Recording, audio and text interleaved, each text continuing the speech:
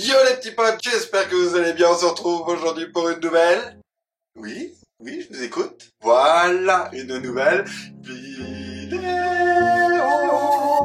J'espère que vous allez bien en ce début d'année. Je ne vais pas vous souhaiter la bonne année pour la simple et bonne raison que l'année dernière je l'ai fait et l'année a été catastrophique. Je reviens en force parce que je me suis lancé le défi avec YouTube de faire une vidéo par jour. Tout le mois de février. Alors, j'ai pas pris le mois de février au pif, puisque c'est le mois le plus court de l'année, avec 28 jours cette année, qui commence à lundi, qui termine à dimanche. 28 vidéos pour le mois de février, et ça commence donc maintenant avec la première vidéo.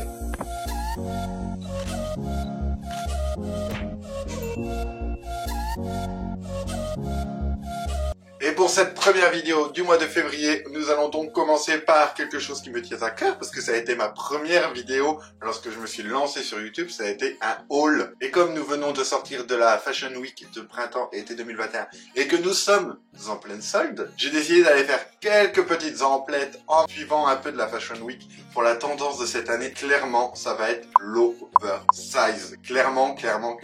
Sur tous les défilés qu'on a pu voir, ça a été que de l'oversize. L'oversize est apparu il y a un peu moins de 3 ans, mais là ça revient vraiment en force. Clairement, première difficulté que vous allez avoir, c'est que vous n'en trouvez absolument plus en magasin. J'ai demandé à plusieurs enseignes pourquoi ils ne faisaient plus d'oversize chez les hommes, pour la simple et bonne raison que ça coûte plus cher à fabriquer. Et qui dit plus cher à fabriquer, dit plus cher à la revente. Ils se sont rendus compte qu'il y avait de moins en moins de monde qui en achetait, et qui préférait simplement acheter des vêtements plus grands au niveau de la taille. Donc quelqu'un qui portait du M prenait du L ou du XL, et ça lui faisait exactement le même rendu, c'était du oversize. Deuxième tendance, le carreau. C'est vraiment un motif emblématique. On voit déjà depuis des années également, mais vous allez voir, pour cette fin d'hiver et pour le printemps, nous allons avoir énormément de carreaux. N'hésitez pas à le prendre, que ce soit pour la chemise, que ce soit pour un t-shirt, que ce soit pour un pull, ou que ce soit pour la surchemise. Je vous conseille réellement de la prendre pareil, en oversize. Mettez un petit t-shirt oversize blanc, une surchemise noire, ou même une surchemise beige, parce que c'est les couleurs pour cette année,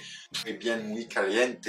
Réellement, la surchemise, elle est sous-cotée, les gars. La troisième tendance, ça va être ce qu'on appelle les couleurs pop. Tout ce qui va être rose, orange, rouge, jaune fluo. Vous pouvez en total look, vous pouvez seulement avec une pièce. Ça va être la pièce forte de votre outfit. Que ce soit pour un pull, que ce soit pour une casquette, que ce soit pour une paire de chaussures.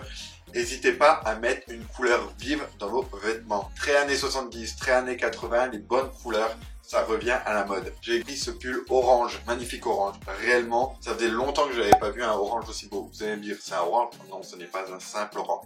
Je vous invite à aller guetter, ça vient de la boutique Contrebande. Si vous êtes de Metz, Luxembourg, Thionville, de la région Est, ils ont une boutique au centre commercial News. Mais si vous n'êtes pas de la région, ils ont un site internet que je vous remets dans la barre de description juste en dessous. Et je vous remets leur petit Instagram juste ici. N'hésitez pas à aller checker. Et pourtant, c'est absolument pas sponsorisé. J'adore leurs vêtements. Ils vont avoir du Carhartt par exemple, ils vont avoir leur propre marque, des pulls, des t-shirts. Franchement, c'est assez stylé et assez qualitatif pour le prix.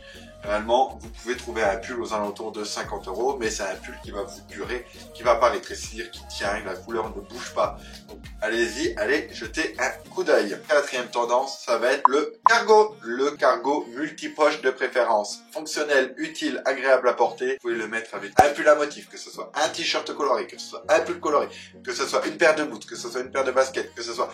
Franchement, vous pouvez le mettre dans toutes les circonstances. Le cargo, il faut absolument le prendre à sa taille pour la simple et bonne raison que les poches vont vous épaissir, que ce soit au niveau des cuisses ou que ce soit au niveau des mollets. Tout dépend où sont les poches. Réellement, prenez un cargo à votre taille. Ne prenez pas un cargo trop grand ni trop petit. Il faut qu'il tombe au-dessus de votre cheville. Pas en dessous de votre cheville, il faut vraiment qu'il tombe au-dessus de votre cheville. Cinquième tendance, l'unisex. Alors on en entend partout, que ce soit sur TikTok. D'ailleurs, n'hésitez pas à me suivre sur TikTok, juste ici.